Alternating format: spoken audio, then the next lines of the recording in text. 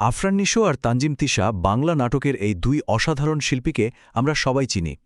ওরা যখন মধ্যবিত্ত নাটকটা নিয়ে এলেন তখন এটা শুধু একটা গল্প ছিল না, হয়ে উঠেছিল হাজার হাজার মানুষের জীবনের একটা আয়না।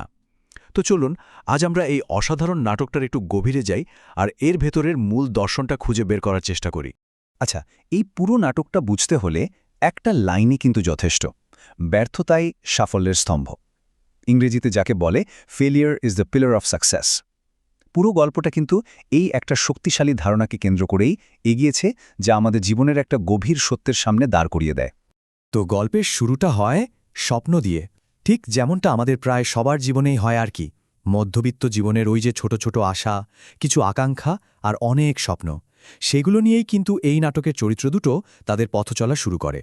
এখানে দেখুন, চরিত্র দুটোর স্বপ্নগুলো দেখতে হয়তো একটু অন্যরকম লাগছে, কিন্তু আসলে একই সুতোয় বাঁধা। নিশো চাইছে জীবনে একটু স্থিতিশীলতা, একটু আর্থিক সচ্ছলতা, খুবই বাস্তববাদী একটা চিন্তা, তাই না? আর অন্যদিকে তিশা স্বপ্ন দেখছে একটা সুন্দর সুখী জীবনের, যেখানে আবেগের দামটা একটু বেশি। ওদের এই আলাদা অথচ এক সুতোয় বাঁধা স্বপ্নগুলোই কিন্তু গল্পটাকে এগিয়ে নিয়ে যায়। কিন্তু স্বপ্ন তো সবাই দেখে, কিন্তু সেই স্বপ্ন পূরণ করার রাস্তাটা, বিশেষ করে মধ্যবিত্ত জীবনে, মোটেও সহজ হয় না। আর ঠিক এখান থেকেই শুরু হয় আসল সংগ্রাম আর কঠিন বাস্তবতার সাথে লড়াই। প্রথম যে ধাক্কাটা লাগে সেটা হলো চাকরি বাকরি নিয়ে। একটা ভালো চাকরি পাওয়া, অফিসের চাপ সামলানো, প্রমোশনের চিন্তা, এই সব কিছু যেন চরিত্রগুলোকে দিনরাত তাড়া করে বেড়ায়। ব্যাপারটা অনেকটা একটা শেষ না হওয়া দৌড়ের মতো। আর চাকরির চিন্তার সাথে সাথেই তো চলে আসে টাকার চিন্তা, মানে আর্থিক চাপ, সীমিত আয় দিয়ে সংসার চালানো, পরিবারের সবার চাহিদা মেটানো, আবার ভবিষ্যতের জন্য কিছু জমানো। এই সব কিছু টানাটানিতে ওদের রঙিন স্বপ্নগুলো কেমন যেন আস্তে আস্তে ফিকে হতে শুরু করে।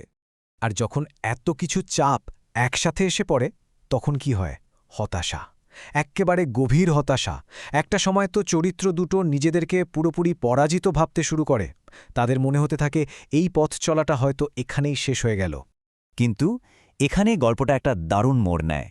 যখন মনে হচ্ছিল সবকিছু অন্ধকার, ঠিক তখনই ওদের জীবনে আসে একটা নতুন দর্শন। ওরা জীবনটাকে একদম নতুন একটা চোখে দেখতে শুরু করে। নাটকের এই পর্যায়ে এসে ওরা জীবনকে একদম নতুনভাবে সংজ্ঞায়িত করে। ওরা বুঝতে পারে যে জীবন আসলে একটা উপহার, জীবন মানে স্বাধীনতা, এমনকি জীবন এক ধরনের কল্পনাও। এই গভীর উপলব্ধিটাই কিন্তু ওদেরকে আবার ঘুরে দাঁড়ানোর আসল শক্তিটা দেয়। আর ঠিক এই নতুন চিন্তা থেকেই ওরা বুঝতে পারে ব্যর্থতার মধ্যেও একটা বিরাট শক্তি লুকিয়ে আছে। যে জিনিসটা এতদিন ওদের কাছে ছিল শুধুই পরাজয় আর লজ্জা, সেটাই হয়ে ওঠে ওদের এগিয়ে যাওয়ার সবচেয়ে বড় অনুপ্রেরণা। নাটকটা তখন আমাদের সবার দিকে একটা খুব জরুরি প্রশ্ন ছুড়ে দেয়। আচ্ছা, ব্যর্থ হওয়া মানে কি সব শেষ? হেরে যাওয়া মানে কি আর কোনো পথ খোলা নেই? আর নাটকটা এর উত্তরে আমাদের আবার সেই আগের জায়গাতেই ফিরিয়ে আনে, ব্যর্থতায় সাফল্যের স্তম্ভ। কিন্তু এবারে এই কথাটার মানেটাও আরও অনেক গভীর। চরিত্রগুলো বুঝতে পারে যে প্রত্যেকটা ব্যর্থতা আসলে কোনো শেষ নয়, বরং আরও শক্তিশালী হয়ে ফিরে আসার একটা সুযোগ। আর এটাই ছিল গল্পের আসল ক্লাইম্যাক্স। তাহলে এই পুরো নাটকটা থেকে আমরা ঠিক কি শিখলাম? এর আসল বার্তাটা কি? চলুন শেষ অংশে সেটাই খুব সংক্ষেপে একবার দেখে নেওয়া যাক।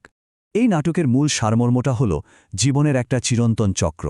আমরা প্রথমে স্বপ্ন দেখি, তারপর সে স্বপ্নের জন্য সংগ্রাম করি এবং এই পথে চলতে গিয়ে অনেকবার ব্যর্থ হই।